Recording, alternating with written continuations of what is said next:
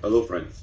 Today I want to go over some important information on various topics. I'll start with the deadlines for paying payroll taxes. Why specifically payroll taxes? Of course, it's not the only tax, but not everyone has to pay the other taxes. For example, not everyone is a VAT payer. Not everyone pays VAT. Not all companies are operating. Not everyone has profits. And accordingly, not everyone pays profit tax. But everyone pays payroll tax. If there is a company, it has a director. If there's a director, he has a salary. And if there is a salary, then there is payroll tax.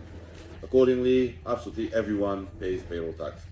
Payroll tax is paid by the 15th of each month. So for example, the 15th of February is coming up soon, and on the 15th of February, we will pay payroll taxes for January, that is for the previous month. Accordingly, this needs to be taken into account somehow. You either need to prepare the tax payment documents yourself, get the necessary templates from your accountant, carefully fill them out, stamp and sign them, or use e-banking, internet banking, and submit all the payments online, or go to your accountant, take the prepared paper forms, and personally bring them to the bank.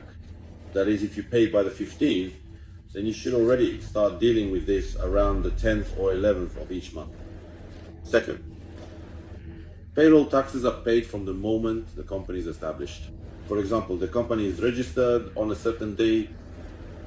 As a rule, by the time you get to paying taxes, you need to pay taxes for several months. Because by the time the company is registered, you receive your residence permit, show up at the tax office, and open a bank account, several months have already passed. Accordingly, the first payment is not for just 1 month, but for 3, 4, or even 5 months. Well, it varies for everyone. I also want to talk about which tax rate to register for. I've talked about this many times recently, but I want to touch on this point again, because maybe not everyone has seen my older videos. When you register with the tax office, that is, after you receive your residence permit, your accountant registers you with the tax office. They register you at a certain tax rate. You can register at a full or partial rate. Which option should you choose? I recommend registering at the full rate. First of all, and firstly, you get the right to a pension. If you register at a quarter rate, you do not have the right to a pension. Why? Because to receive a pension, you need to have worked in Montenegro at the full rate for at least 15 years. If you register, for example, at a quarter rate, then yes, in theory, you can also receive a pension. But for that, you would need to work not 15, but 60 years. Obviously, that's practically impossible. So if you register at a quarter rate, you won't have the right to a pension in 15, 20, or even 30 years. You might regret that. Second point, when you submit documents for a residence permit, you declare a certain salary. In particular, the municipal enterprise Novi requires at least 450 euros. No, I mean the salary is the amount you actually receive in hand. Some municipal enterprises, for example, the municipal enterprise of Tivat, require you to declare even more 750 euros or more, depending on the number of people in your family, that's it. And that's why underreporting your wage, underreporting your salary, people lower the official wage in order to declare a lower salary. You can lower it to pay less in taxes, but that's risky. If at some point the municipal enterprise establishes a connection with the tax authorities currently, there is no such connection. They might start issuing fines for things you are doing incorrectly. In other words, the law on foreigners specifically states that you must have a certain income according to the regulations, so that you can live in Montenegro on your honestly earned money. And you, essentially maybe not you personally, but many people that state the rate, lower their salary by 4 times and pay not the minimum 450 but 112 euros. And in this way they are violating the law. This is fraught with various troubles, which at the moment no one is experiencing, but which could theoretically arise in the future. That's why I urge everyone not to save a few pennies, but to register for the full rate. As they say, you've come to a foreign country, so follow the local laws. How do you obtain the notification decision? Why do you even need it? When you apply for a residence permit, you submit either the notification decision or a confirmation from the Ministry of Education that your documents for notification have been submitted. So how does this whole process actually work? I submit the documents for notification.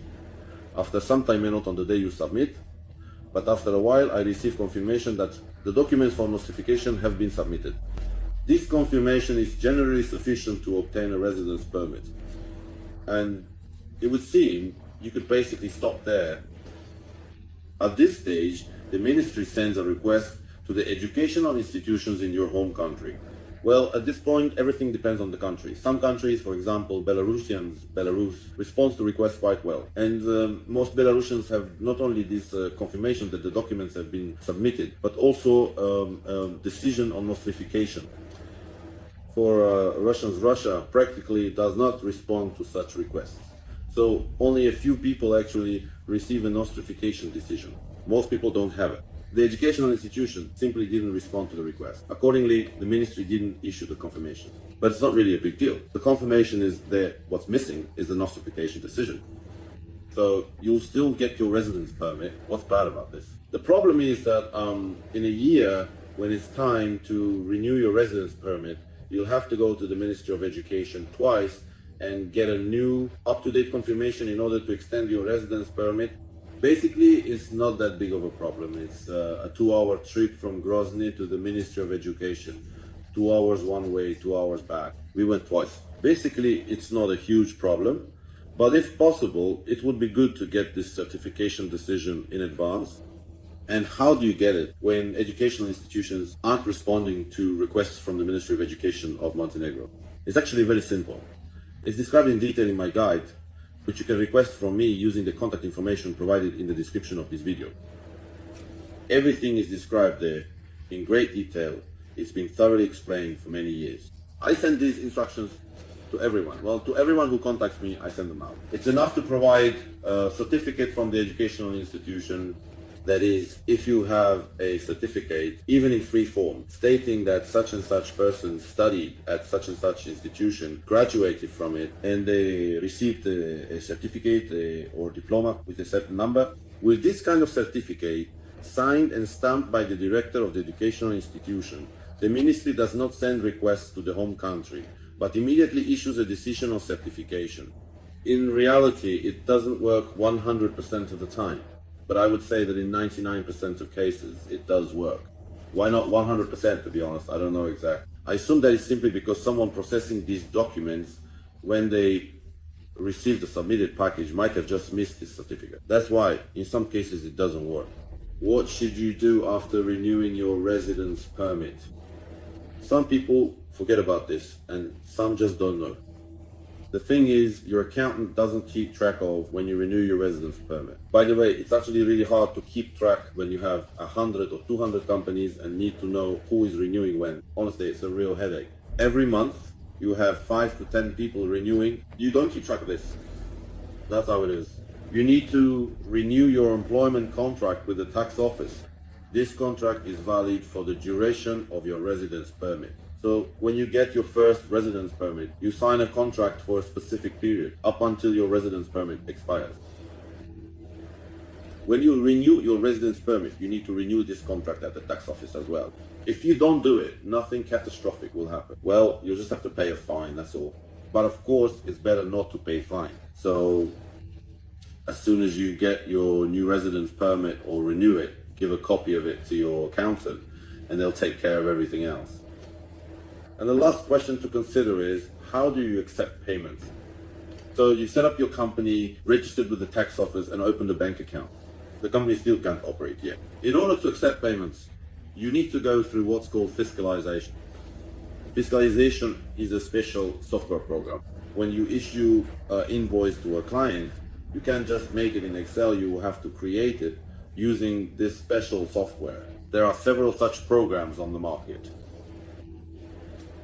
Once you generate an invoice in this program, it immediately appears in the tax office's system. In other words, you are essentially notifying the tax office that you have issued an invoice and are waiting for payment from the client. The same applies to accepting cash payments. There are also special terminals for that. You select the receipt there.